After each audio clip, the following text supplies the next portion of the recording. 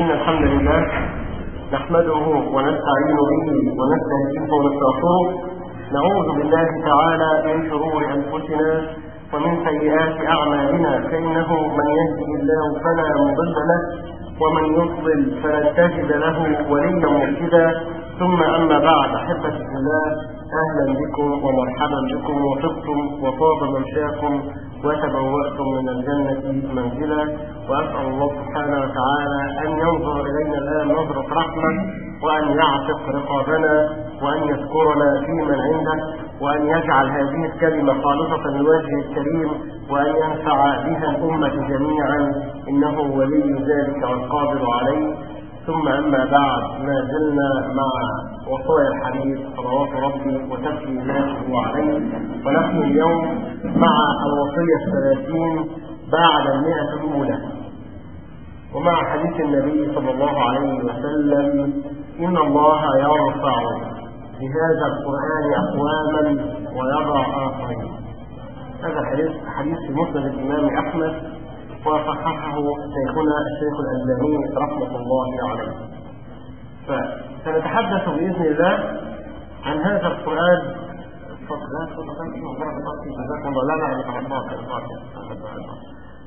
سنتحدث إن شاء الله عن هذا القرآن بنية أن يعزنا الله بهذا القرآن وأن يرفعنا بهذا القرآن. وأعتذر لحضراتكم أنني سأتحدث بين ظهرانيكم وأنتم أعلم مني بهذه الكلمات، فاعذرونا، وخاصة الدكتور ما الدكتور عزيز بارك الله. ولكن الذي حثني على هذه الكلمة هو قول الله سبحانه وتعالى: تذكر. فإن شاء الله مع سورة يونس هدف السورة الأساسي ألا وهو الإيمان بالقضاء والقدر. الإيمان بالقضاء والقدر. الله سبحانه وتعالى يريد أن نفهم أنه لا يفعل أي عمل عبثا سبحانه وتعالى، كل أعماله فيها الحكمة، كل قوله الحق.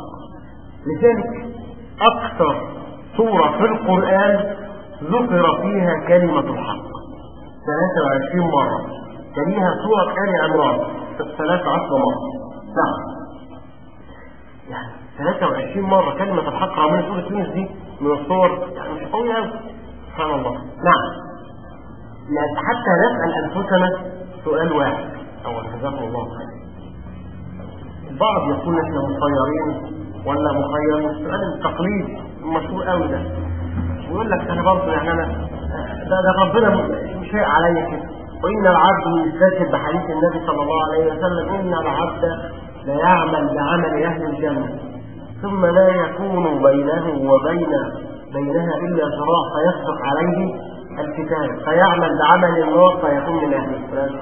بالعكس، نقول انا انسان، هذا قضاء الله سبحانه وتعالى. نساله السؤال، والايات تتحدث عن ذلك: هل عمل الله سبحانه وتعالى وتدبير الله سبحانه وتعالى هل هذا عبثا ام بحكمه؟ اذا قلت لك سؤال بسيط جدا، اذا قلت لك الان اخترع القطار يسير من غير طائر، تقول لا يمكن. اقول لك لا، الطائرات الان تسير من غير طائر، والسيارات من غير طائر، تقول لا يمكن. فانت لا تعقل سيارة صغيرة لا قيمة لها وبسيطة جدا في التكنولوجيا، وتقول أنها لا يمكن أن تدير هذه السيارة من غير ولله المثل الأعلى. الذي يدير هذا الكون الله سبحانه وتعالى. فإذا كنت مؤمنا بذلك فأنت مؤمن بالقضاء والقدر. لذلك أول آية: تلك آيات الكتاب الحكيم. دائما الحروف المقطعة بعدها يجي ذكر الكتاب اللي هو القرآن. بعد الحروف المقطعة آية اللي بنسميها على طول تلك آيات الكتاب كأنك كلمة الحكيم. أنا عايزك من أول لحظة كده نعيش مع بعض في القرآن. ما قالش المبين، رغم ان المبين دي كتيرة جدا في القرآن. قال لك الحكيم، لأن الله سبحانه وتعالى حكيم في تصرفاته. ده دين الصورة اهو. أكان للناس عجبا أن أوحينا إلى رجل منهم، بتتعجبوا قوي ان احنا اخترنا النبي صلى الله عليه وسلم للرسالة. نعم، الله أعلم حيث يجعل الرسالة. يدبر الامر. هتلاقي اكثر الايات برضه فيها كلمه يدبر الامر، عشان ربنا يقول لك انا حكيم، ده مش اي عمل عبد. هتلاقي ايه؟ والذين كفروا لهم شراب من حميم وعذاب اليم بما كانوا يكفرون. نعم امتى؟ لانهم ايه؟ فعلوا الكفر بالله سبحانه وتعالى واستحقوا ايه؟ عقاب الله سبحانه وتعالى. ما خلق الله ذلك الا بالحق. آية أخرى عشان البعض يقول لك أنا أصلا مفهوم إن الله لا يظلم الناس شيئا ولكن الناس أنفسهم يظلمون. طيب ولقد أهلكنا القرون من قبلكم، أهلكنا بس كده القرون؟ لا، لما ظلموا وجاءتهم البينات. يبقى كل ده آيات بترسخ فينا ليه؟ الإيمان بالقضاء والقدر، وأن الله سبحانه وتعالى كل أفعاله فيها الحكمة. ولكن قد لا ندرك الحكمة، برضه بنعقود بتجاهين تتغير.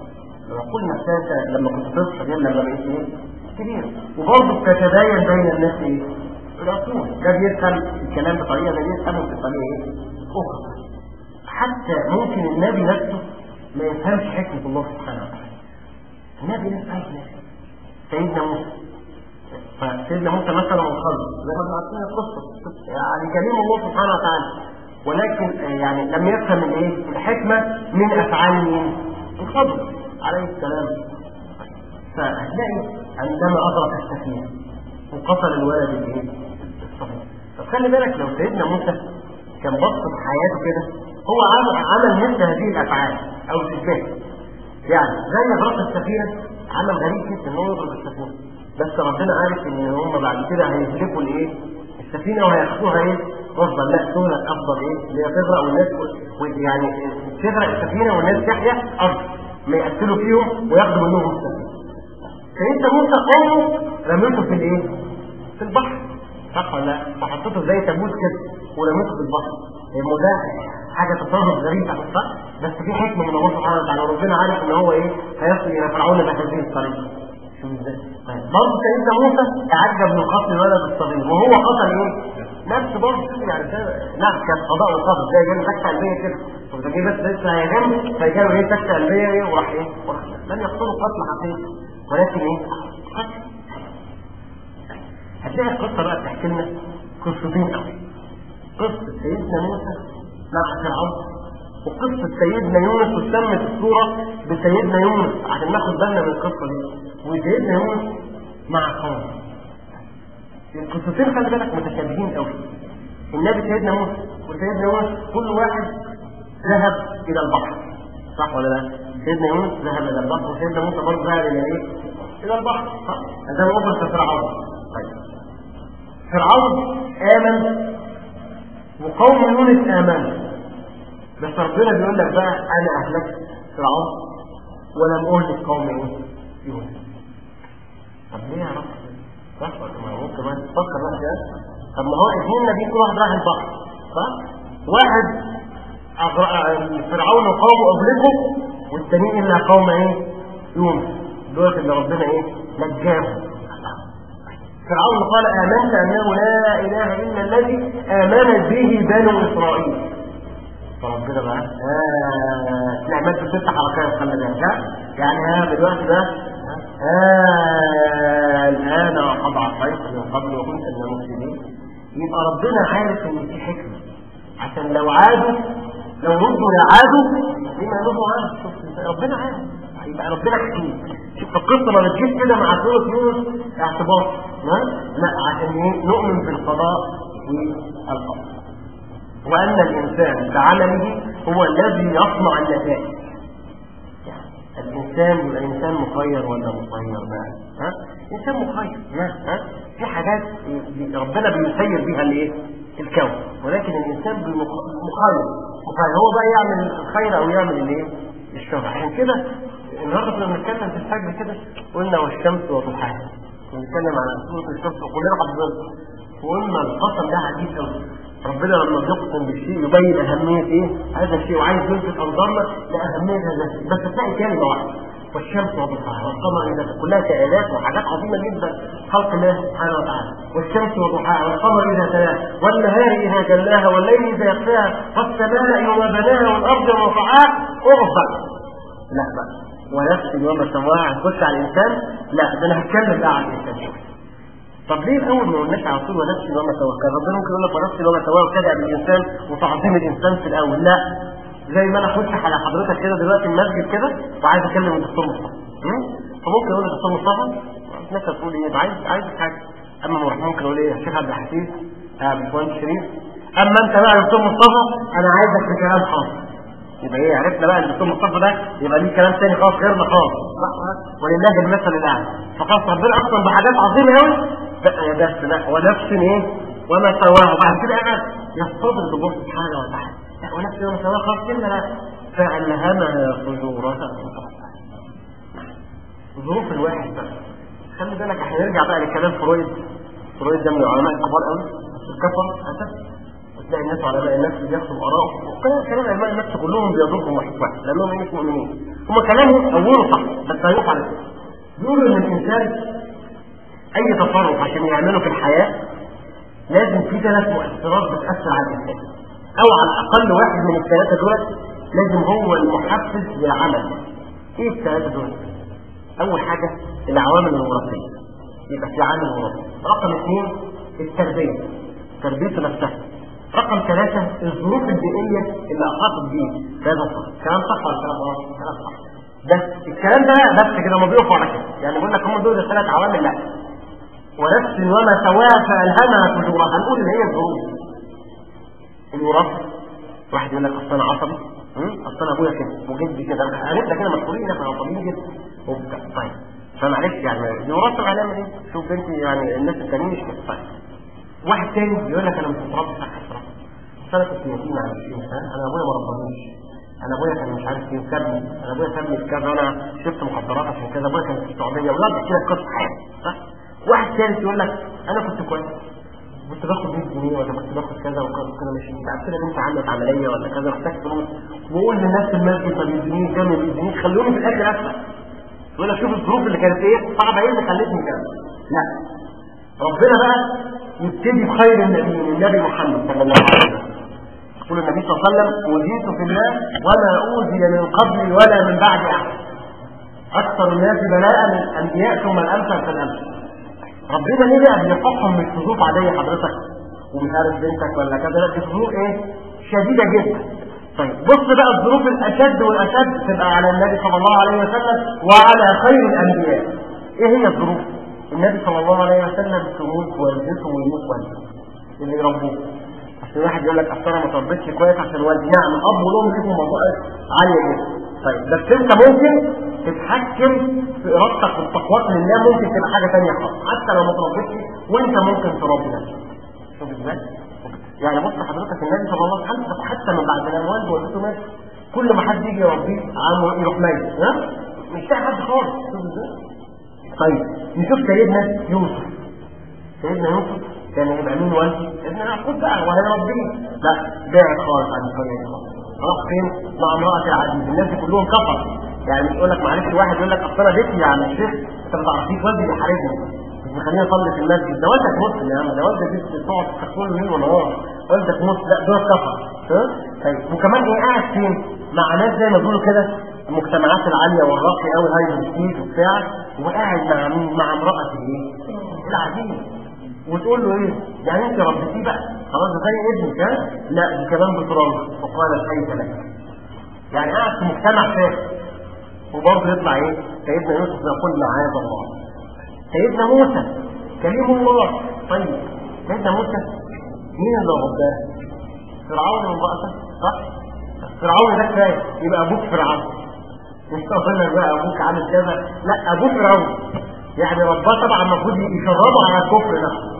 انا ربكم الاعلى، لم يقولها هو قال انا ربكم الايه؟ الاعلى. ويطلع سيدنا ايه؟ موسى يبقى كليم الله. سيدنا ابراهيم والده او جده ده هنرجع حسب الروايات والده كبير عبد في الاصنام، يعني الراس الكبيره قوي اللي هو بيجاهد الاصنام كمان. سبحان الله. وبعد كده يا هذا إني أخاف أن يمسك عذاب أبتي أبتكم ده مؤدب أنت. طب مين اللي علمه التفكير زي ما بيقولوا ولازم تتعلم الدين؟ خلي بالك الدين هو اللي بيعلم. عشان كده بعد كده سيدنا إيه؟ سيدنا إسماعيل قال يا أبت افعل ما تؤمر. الجزاء من جنس العرب. طيب سيدنا نوح البعض بيقول لك أنا متأثر بزوجتي، أنا كويس بس مراتي مش محجبة ومش كذا، أو العكس الزوجة بتقول لك عايز تزين بس بتقول الزوج كل شوية كل ما أجي أصلي أعمل إيه من طول النهار بقى تعمل لي شيخ أنت كذا وبتاع ويضعف شوية. بس خلي بالك الأنبياء دول مش هقول إن هم ناجحين في حياتهم، لا دول ناس بيبلغوا رسالة، يعني عملية صعبة جدا أصلا الإنسان مش فاضي خالص الكلام ده. وبعد كده في امرأة سيدنا نوح، امرأة كافرة وبرضه هو إيه سيدنا نوح ملوش دعوة خالص برضه سيدنا نوح. طيب مش كفايه امراته بس، لا دي مراته وابنه كمان كده، ويمكث 950 عاما يدعو الى الله سبحانه وتعالى. شوف ازاي؟ عشان البعض ما يقولش في حاجات بتكسرني، المجتمع نفسه بيحاربني، ده مش عارف ايه عن الشيخ، مفيش الكلام ده خالص. شوف ازاي؟ ربنا بيقضي على ذلك، فالانسان بتقواه ونفس وما سواها فالهمها فجورها وتقواها. تقواها بعد كده ربنا يتكلم قد أفلح من زكاها. انت بقى خلاص انا اديتك التقوى وهو اديتك الظروف حطيتك بقى قد أفلح من زكاها وقد خاب من دساها. بعد كده يحكم الله سبحانه وتعالى بقى عقاب ايه اللي مش هيسمع ويطيع الله سبحانه وتعالى. كذبت ثمود والى اخر الايات. بعد كده ايه فدمدم عليهم ربهم بذنبهم فسواها. كلمه دمدم يعني عارف حضرتك لما تبص الشباك كده تفتح الشباك في شوية غبار كده او الذرات دي الذرات الصغيرة بتاعت الغبار دي، يعني ربنا نكفهم خالص بقوا زي ذرات الايه فدمدمة. يعني عقاب ربنا ايه شديد. خلي بالك انا في نظري ان عقاب الله سبحانه وتعالى رحمة، مش رحمة بالامة اللي هيطلع عليها العقاب. انا الحمد لله الامة لم تهلك ابدا، امة النبي صلى الله عليه وسلم في فضل دعاء النبي صلى الله عليه وسلم ولم يهلك ابدا ايه وكان النبي صلى الله عليه وسلم وهو ماكث وبعد ايه مكث النبي صلى الله عليه وسلم ابدا. الامه دي كلها مش هتهلك ابدا. يبقى بس احنا ربنا ذكر لنا كل الامم السابقه دي والعقاب الشديد عشان نصحح بقى يعني محبه. شوف ازاي يعني الشده دي ساعات بتبقى عشان الناس ترجع ايه الى الله سبحانه وتعالى. هديك مثال بسيط معلش من الحياه كده، زي ما يقول لحضرتك وانت سايق بسرعه في الطريق الصحراوي اربط الحمار، فانت يا عم الاب يقول لابنه كده انا خايف عليك يا ابني انت بتسوق على 120 وفوق لو سمحت اربط الحزام. لا يقوموا عاملين قانون ايه ربط الحزام، يعني متضايق قوي قاعد كده انا مش كاتب بس هو خايف عليك مش عايز ايه حوادث مش عايز حد ايه ولله المثل يعني في الاخر. طيب فتلاقي بقى احكام الايات في سوره يونس. خلاص انت امنتوا بقى بالقضاء والقدر، خلاص يا جماعه خلاص كله امن فتوكل عليه. وان يمسك الله بضر فلا كاشف له الا هو. حاجات بقى تحطها كده من كلام الله. وان يمسك الله بضر فلا كاشف له الا هو وان يردك بخير فلا راد لفضله ابدا يصيب به من يشاء من عباده وهو الغفور. شفت بقى الكلام بتاع ربنا؟ نعم؟ نخش بقى على صورة أخرى بسرعة كده. احنا عايزين بقى النهارده لما نقرأ سورة يونس إن شاء الله في كام الليل كده خلاص يبقى تحس كده مع القضاء والقدر. شوف أنا لما بمسك المصحف كده كل شوية ببص إيه أطلع آية أطلع يقول سبحان الله. ونفس الآية من 3 أيام كده وأنا بحضر درس زي كده فبقول سبحان الله. طب واحد فينا بيقعد في القرآن كده مع القرآن كده ويجيب ورقة وقلم ويلاقي حاجات يعني في حاجات أنا ما سمعتهاش خلي بالك ما سمعتهاش ولا حضرتها من حاجة بس بلاقي الآيات اللي بتسلم بعضيها ودون واشمعنى هنا الثاني تفهم بقى اشمعنى هنا غفور رحيم وهنا عزيز حكيم يعني بس ليه تطلع على بقى ها وبتقول ايه طب حد ليه قوي احنا ليه ما بنحسش الكلام ده يعني طبعا عشان اثبت لك الكلام ده خلينا بس في سوره الرعد عشان انا لوحدي كده شوف هطلع لك قد ايه سوره الرعد عايز اقول لحضرتك عشان تعرف بس انت ممكن اطلع اكتر من بكره تقول لي انا طلعت اكتر منك بص حاجه بسيطه من غير ما راجع بسرعه. سوره الرعد عايز تقول لحضرتك ايه الانقياد للحق ولا تنخدع بالباطل ومظاهر الايه الباطل كده شكل الباطل ايه كان جميل كده وحاجه جميله قوي فالناس ايه تنخدع بالايه بالباطل لا ورانا كده. فهتلاقي كلمه الحق برضه كثيره والمتقابلات اللي عكس بعضيها في هذه الصورة أكثر صورة فيها متضادات ومتقابلات. في هذه الصورة. يعني ربنا عايز لك ايه؟ انا اللي خلقت لك كل الحاجات المختلفة اللي عكس بعضيها دي، الحق والباطل، الايمان والكفر كفتهم سلوان وغير سلوان، ويستعجلونك بالسيئة قبل الحسنة. كل خلي بالك كل كلام في آية واحدة، يعني كل آية فيها تضاد موجودين في ايه؟ في نفس الآية. طيب وما تغيض الأرحام وما تزداد، يعني يحصل اي حاجة في الرحم او ايه او يزداد دي. طيب عالم الغيب والشهادة سواء منكم من أسر القول ومن جهر به، ومن هو مستخف بالليل وسارب بالنهار. طيب له معقبات من بين يديه يعني قدامه ومن خلفه. إن الله لا يغير ما بقوم حتى يغيروا، لا يغيروا ايه؟ يغيروا. وهو الذي يريكم البرق خوفا طمعا، ولله يسجد من في السماوات والارض عكس بعض، طوعا وكرها وظلالهم بالغدو والاصال عكس بعض. قل افاتخذتم من دونه اولياء لا يملكون لانفسهم نفعا ولا ضرا. قل هل يستوي الاعمى والبصير ام هل تستوي الظلمات والنور؟ كذلك يضرب الله الحق والباطل للذين استجابوا لربهم الحسنى والذين لم يستجيبوا له وأنفقوا مما رزقناهم سرا وعلانية والذين ينقضون عهد الله من بعد ميثاقه، ينقضون والميثاق ويقطعون ما أمر الله به أن يوصل الأرقام واليوم. الله يبسط الرزق لمن يشاء ويقدر وما الحياة الدنيا في الآخرة إلا متاع. قل إن الله يضل من يشاء ويهدي إليه من أناب. أفلم ييأس الذين آمنوا أن لو يشاء الله لهدى الناس جميعا ولا يزال الذين كفروا، الذين آمنوا والذين كفروا ومن يضلل الله فما له من هادي. الله ما يشاء ويثبت. أنت هتطلع أكثر منه. سورة واحدة بس، سورة صغيرة بطلع لك المتقابلات الايه؟ الكثيرة جدا. تقريبا ما فيش آية تمر ايه؟ لا تقعد تعلم كده وتقعد تكتب كده الموضوع. ربنا عايز يقول لحضرتك، انا اللي جمعت من الحاجات دي كلها. اؤمن بقى بالحق، انا القادر ان انا اعمل لك الحق والباطل. اؤمن بيا بقى، شوف قدرتي على كل الكلام ده كله. لسه برضه مش آمن بيا ولسه مش آمن بالحق ده، ولسه برضه تنظر الى الباطل ويزخرفها بالباطل كده. فربنا يضرب لنا مثلا، يقول سبحانه وتعالى له دعوة الحق سبحانه وتعالى والذين يدعون من دونه ما يستجيبون له بشيء إلا كباسط كفيه إلى الماء ليبلغ فاه وما هو بذلك. عارف حضرتك واحد ينظر إلى كده المية كده وينظر كده وكأنه هيطلع الايه؟ المية لا مش كده، هو بيبص في المراية كأنها مية، كأنها مراية في مية هتطلع له. برضه في الكفار والباطل لا ينفع الناس أبدا. شوف ازاي؟ وبرضه يضرب مثال جميل قوي بقى، كذلك يضرب الله الحق والباطل. مثال كان كل الحق والباطل. فأما الزبد فيذهب جفاء وأما ما ينفع الناس فينقص في الأرض. يعني كذلك يضرب الله الأمثال. عارف حضرتك لما يجي ايه جامد جدا هتلاقيه نازل بميه جميله نازله من السنه كده صح؟ بعد كده وهو ماشي في اي علب فاضيه اي رايش اي حاجه كده ده اسمه ايه؟ الزبد كده ملوش قيمه اصلا صح؟ فالناس شايفه من بره ايه؟ الزبد وهو ماشي كده زي نهر مات وعليه قذرات من ايه؟ من فوق. الناس بتنخدع، هو ده الباطل بقى. اما هو النهر نفسه اللي فيه الحياه اللي هو ايه؟ الحق. ربنا عايز يديك الايه؟ المثال الايه؟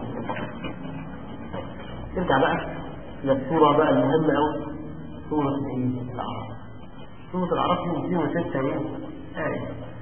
هدف السوره ايه بقى؟ ربنا عايز يقول لنا كده حدد هدف. خلي بالك حدد هدفك دي مهمه قوي. لسه قايل بحث بقى عن صباط، يعني الناس اللي ايه؟ كفر بس يعملوا حاجات كويسه. شافوا الطلبه الاول دخلوا على طلبه زي مثلا في ثانويه عامه في جامعه طلبه، وبعد 20 سنه شافوهم تاني يعني اتصلوا بيهم تاني خلاص. اسمها الانجازات الاقتصادي، يعني ايه؟ دراسه ايه؟ قوية دي نادرة قوي، مش لاقي حاجة زي كده ان نفس السامبل او نفس العينة اللي انت خدتها بعد 20 سنة وغالبا الناس بقى مش لاقيهم او صعبة. لا دي عملية صعبة جدا، ومين الدارس اللي يفضل 20 سنة لغاية ما ينتظرهم فشوف بقى شافوا كده كل واحد يكتب ورقة وقلم على طموحاته واهدافه في الحياة. يعني حضرتك كنت فاكر كده وانت لما كنت في ثانوية عامة قول هدفك ايه؟ واحد يقول لك ما اعرفش يعني يقعد يضحك كده، واحد ثاني يقول لك انا هدفي ان انا اطلع كذا وكذا وكذا وان شاء الله لما اتخرج من الكليه ابقى كذا. واحد ثاني داعيه ان شاء الله يقول لك انا هبقى داعيه وابقى زي الشيخ محمد حسان وهعمل. ما حد هدفه ايه؟ كويس قوي. واحد يقول لك انا هخش جامعه كذا وعايز اتخرج اشتغل بره وبعد كده اعمل كذا. عامل ايه؟ عامل تخطيط ورقه وقلم، عامل كشكول كده زي ما انا بعمل كده.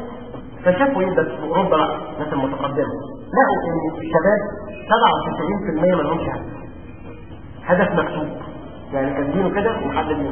ممكن يبقى ليه هدف ان شاء الله اطلع دكتور زي الناس صور كده، اطلع طياره، اطلع كذا، مش هدف، مش عايز هدف.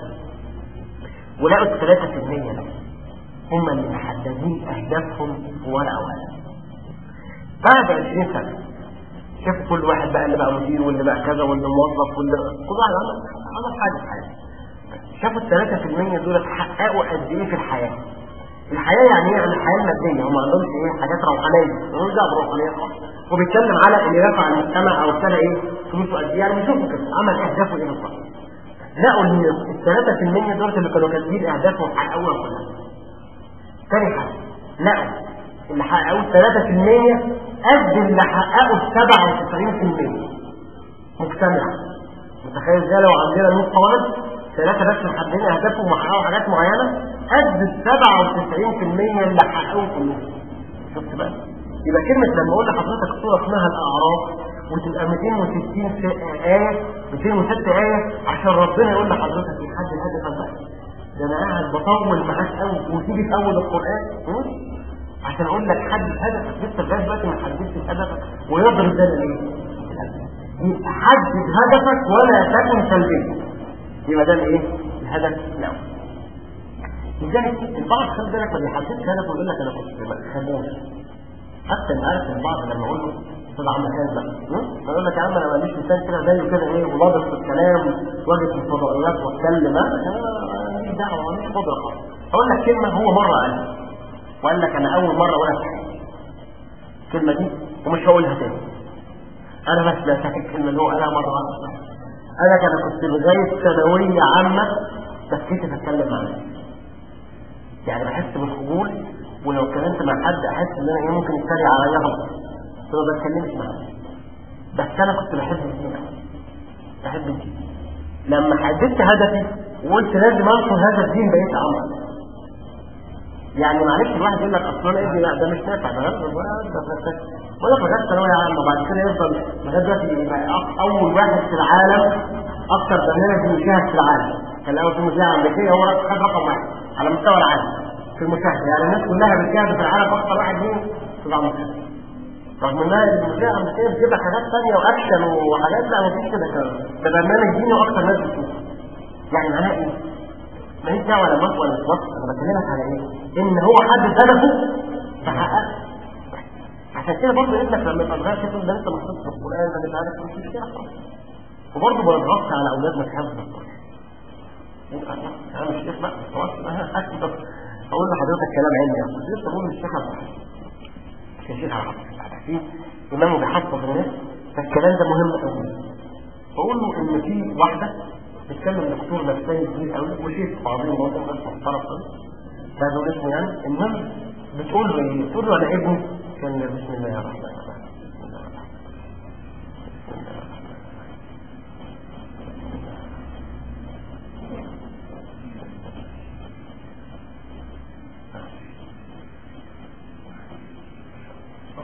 لو يعني نقول ده ولا ماشي. طيب بقول لحضرتك ايه؟ صلى الله عليه وسلم. صلى الله عليه وسلم. فقالت له انا ابني عنده 8 سنين مش عارف ولا حافظ 8 اجزاء ولا واحد كويس ما شاء الله ماشي ايه القران كويس قوي. بقاله سنه الواد اصيب بالكسل الشديد. الواد لما صحي 5:30 لغايه الساعه 7 ولا في الباص بيعمل ايه في الساعه ونص دي؟ بيحضر الشنطه بتاعته وكمان ممكن ما يلحقش ينام في ساعه ونص الولد بيحط في كتب بس وبيع بسيط جدا، يعني تتحرك بحركه رهيبه. بتقول له انا بحاول احفزه، قول له خش خلاص يا ابني انا هفتحك النهارده هنخرج هنسافر، ما بتحفزش. انت بقيت بسيط كده، ده انا هعصب بقى في ضرر، مفيش مروح لجدتك، مفيش كذا، مفيش نادي، الولد ما بيتأثرش بقى. فبتقول له حاجه غريبه قوي. الشيخ والدكتور ده زعل قوي جامعه، لا زعل قوي وقال لها ايه؟ وقال لها الولد ده دخل دلوقتي في اكتئاب حاد، هو بسبب الضغط عليه في القران.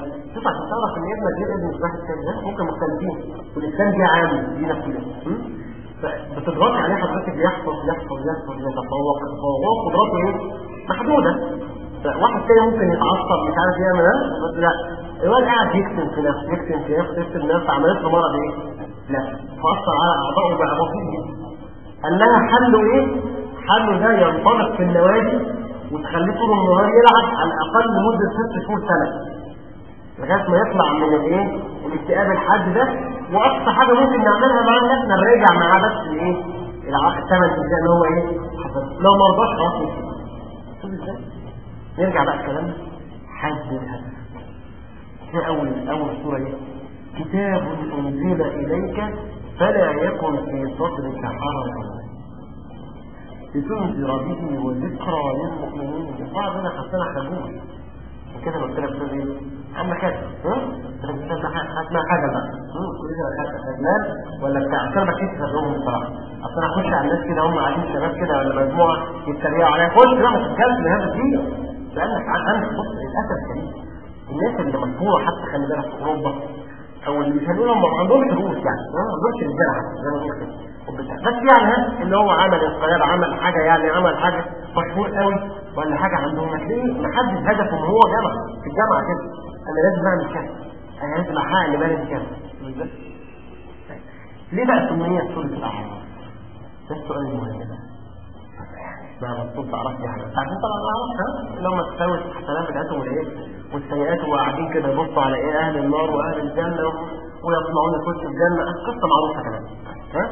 طيب تحب نجيب له ميه؟ يعني انا عايز طيب فتخيل بقى حضرتك كده ليه سميت الاعراف؟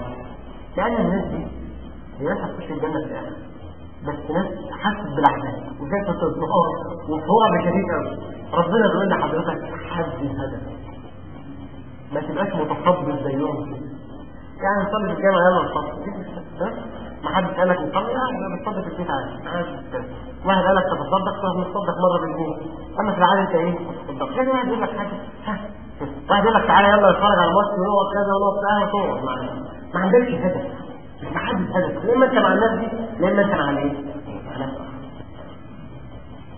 طيب برضه ذكر الله سبحانه وتعالى قصه ادم وابليس وذكر فيها قوله تعالى فدلاهما بغرور.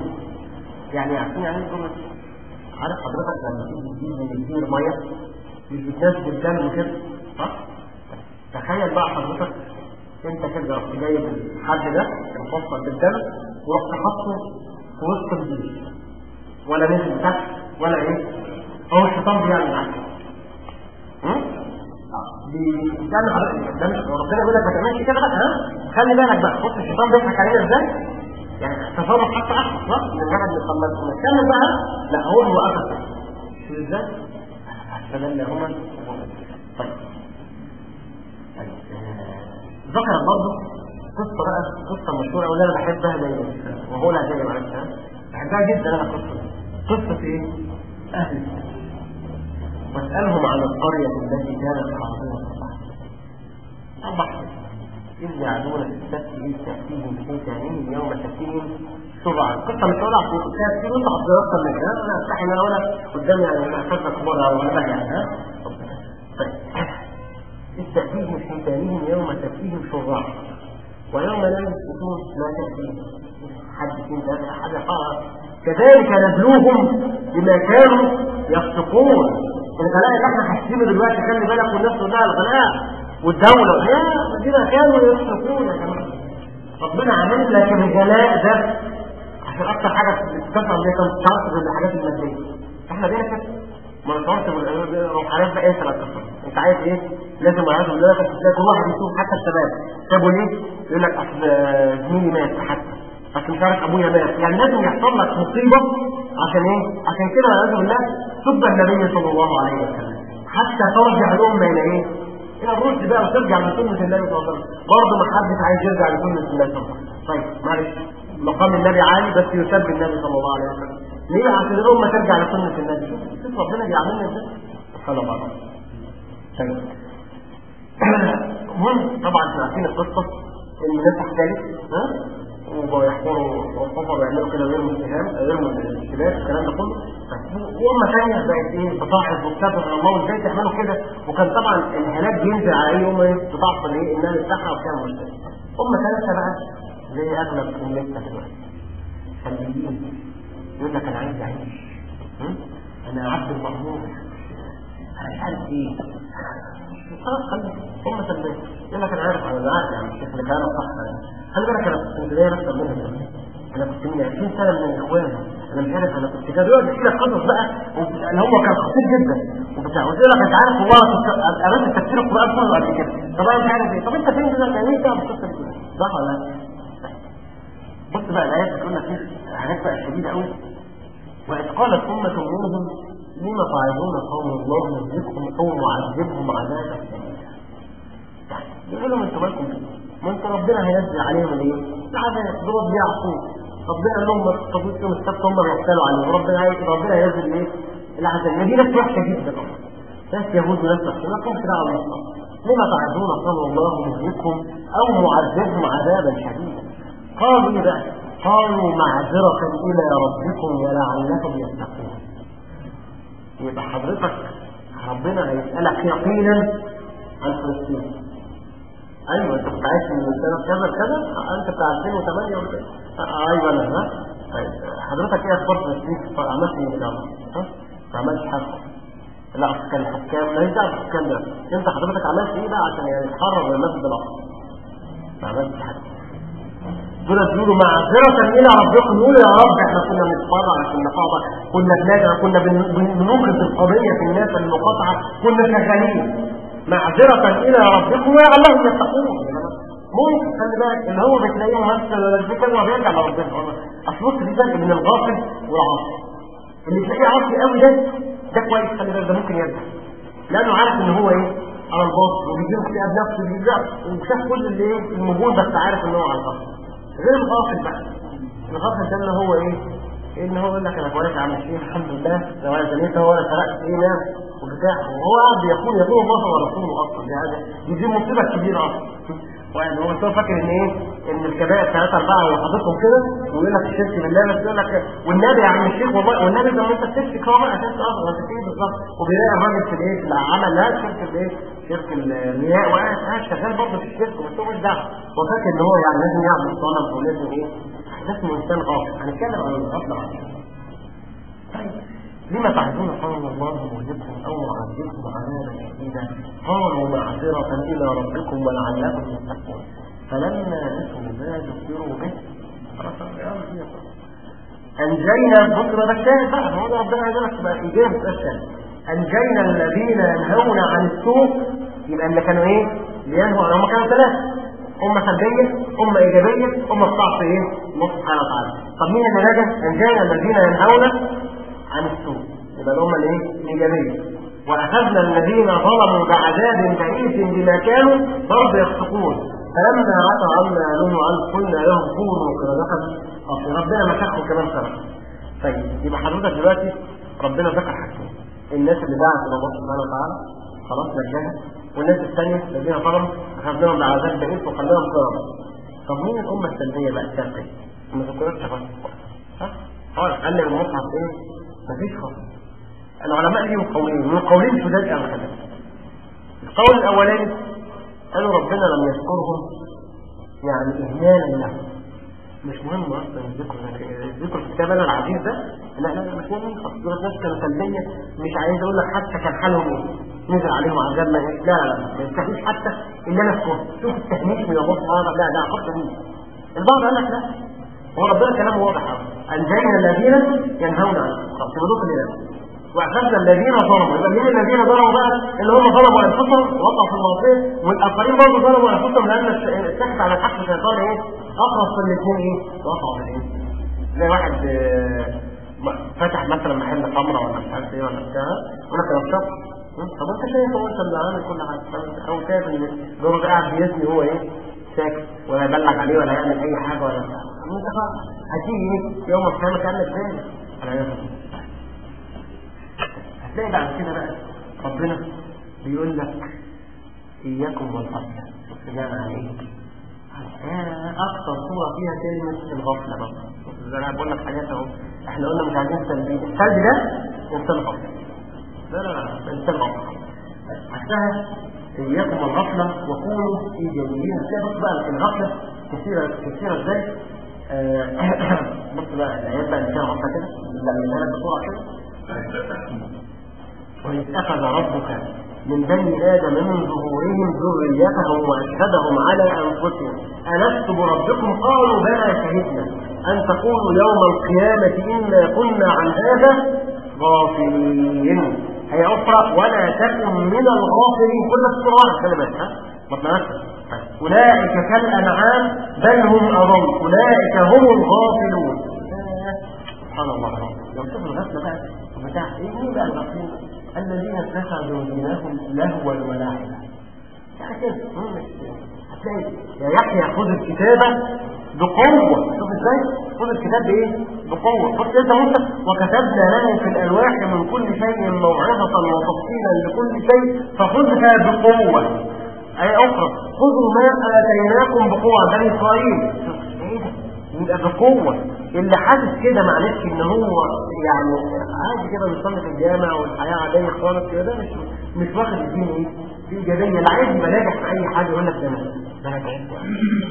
الواد عايز منه فلوس ولا عايز كذا ولا حاجة يقول له يا ابني انا تعبت في الجنيه ده انا ذقت المرارة عشان اجيب الجنيه اللي انت قاعد بتصرفه ده راح ده مش عارف ايه وقعد يحكي لك. فانت كل واحد مننا كده حاسس ان هو ذق المرارة. يعني الدين ده مش صعب ابدا لازم تتعب.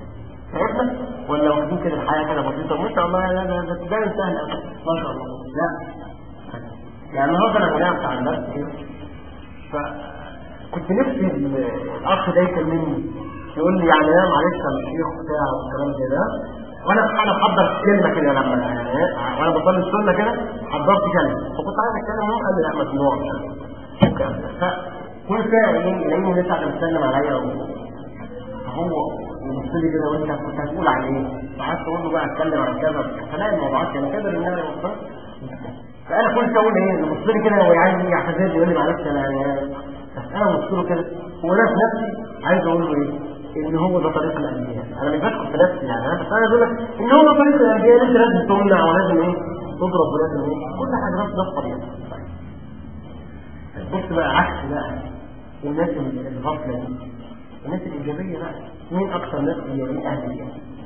فربنا أهل الجنة هم دول أكثر ناس إيه؟ إيجابيين بقى. الإجابة الحقيقية بقى الإجابة. فربنا يذكر لك بقى صفات أهل الجنة. تعالى وقال الحمد لله الذي هدانا لهذا. لازم تمشي بالعقل كل النعمة إلى الله سبحانه وتعالى.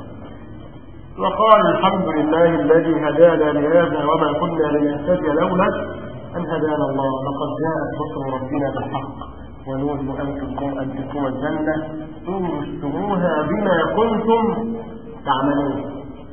خلي بالك الآيات دي بقى اللي بتضايقني يا أخي. يعني دايما كلمة تعملون دي دايما مربوطة بالجنة. آيات كثيرة جدا خلي بالك. أكثر الآيات اللي بتأثر فينا الآيات دي. ليه بقى؟ لأن الواحد متكل على إيه؟ على رحمة ربنا. تقول يا شاء الله ربنا غفور رحيم برضه ايه؟ هتلاقي الواحد يلاقي بعد كده بما كنتم ايه؟ تعملون. مش عارف طب انا ما عملتش حاجه تخش الجسد ازاي برضه؟ هتلاقي نفسك واقف كده طب بما كنتم تعملون. انت لازم من الصفات برضه تكون بما كنتم تعملون. طب احنا بننام بالليل وما بنعملش نقوم ليه ولا بنعمل وننام هنا بقى ايه خالص. وبتعتقد بما كنتم ايه؟ تعملون يبقى هم ايه؟ ناس ايجابيين. بص الناس بقى التابعين هل ينظرون إلا تأويله يوم يأتي تأويله يقول الذين نسوه من قبل نسوا الله فنسيهم. عشان كده اقول لك حاجه جميله قوي. فاكر لما مره اتكلمت عن اسم الله الجبار؟ فاكرين مره اتكلمت عن اسم الله الجبار وقلنا عايزين بقى نركز ان اسم الله الجبار ده مش معناه بقى الايه العزيز بتاع ما بنقولش احنا خالص. احنا قلنا ان اسم الله الجبار ده اسم رقيق قوي. قلنا جايين من ايه؟ من الجريره. واحد لما بيتكسر بيقول على اسمها كبيره، يعني ايه جبار؟ يعني بيجبر الايه؟ الكسر والعيب اللي عند حضرتك. لا في معنى بقى هنا يهمني قوي في الصوره. لا ده ربنا كمان بيعمل ايه بقى؟ وهتلاقيه موجود في الصوره. خلي بالك ربنا الجبار اللي هو بيجبر خواطر الناس. ساعات انت بقى تدعي ربنا يا رب نجح الواد مثلا ولا مش عارف يا رب كذا، وبعد كده تلاقي الموضوع ده متحقق. صح؟ فتلاقي يعني يمكن ربنا مش هيجيب بقى مش عارف ايه ده. طب هو ده ايه يعني مجبره في اليوم القيامه هو مش عارف ايه. ربنا بيحبك قوي. خلي بالك ساعات مثلا الاب ابنه يطلب منه مثلا ايه شوكولاته، طالب منه عجل، هو مش عارف يجيب له العجله، مش معاه فلوس بس 200 جنيه 300 جنيه يجيب له العجله، بس هيرجع البيت الواد يعيط يروح جايب له ايه شوكولاته. صح؟ الواد يبقى مبسوط برضه يعني. فقولنا المثل الايه الاعلى.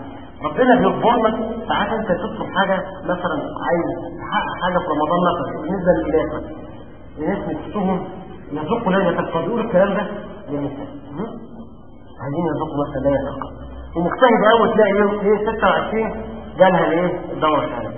للاسف الشديد بقى ملتزمه او مش ملتزمه انا بشوف الكلام ده تلاقي تقعد كده خالص تمام خالص تمام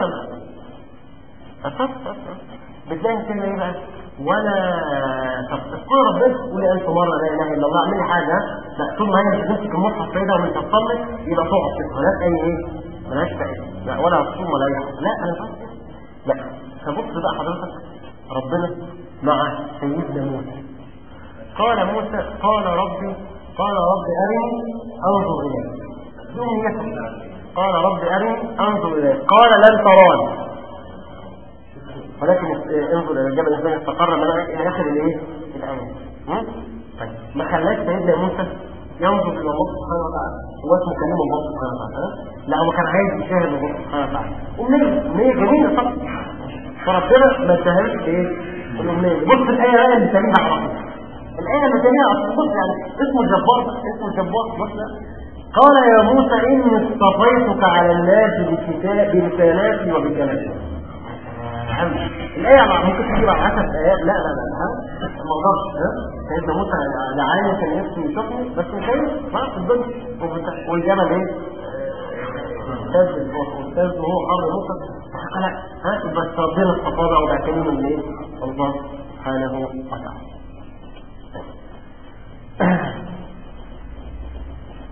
طيب هتلاقي آيات بقى بين الناس اللي بتتحرك والناس الإيجابية خذ العفو وأمر بالعرف وأعرض عن الجاهل. إيجابية ولكن بالاستعانة بالله سبحانه وتعالى والواحد يتنصل من حوله وقوته إلى قوة الله وحوله. تكرموا لا حول ولا قوة إلا بالله. وإما ينزغنك من الشيطان يزغ ما تقولش بقى أنا قوي غفور فاستعذ بالله على طول لازم تلجأ لمين؟ إلى الله سبحانه وتعالى إنه سميع عليم. بص بقى الناس تقول لك أصلا الشيطان بيأثر فيه. إن الذين اتقوا لهم فعلا متقين إذا مسهم طائف من الشيطان تذكروا فإذا هم مبصرون. يبقى أنت أول ما تجيلك مشكلة بيجي منك الفجر تعالى وبرضه تكون مسميات دي وبتعمل والكلام ده يبقى تستعين بايه؟ بالله سبحانه وتعالى. ننتقل الى سورة الأنفال. تاخد الأنفال أول ولا سورة هود؟ انتوا عايزين ايه؟ تعالوا تتعصر عشان كل الكلام ده بيقول والله ما تعالوا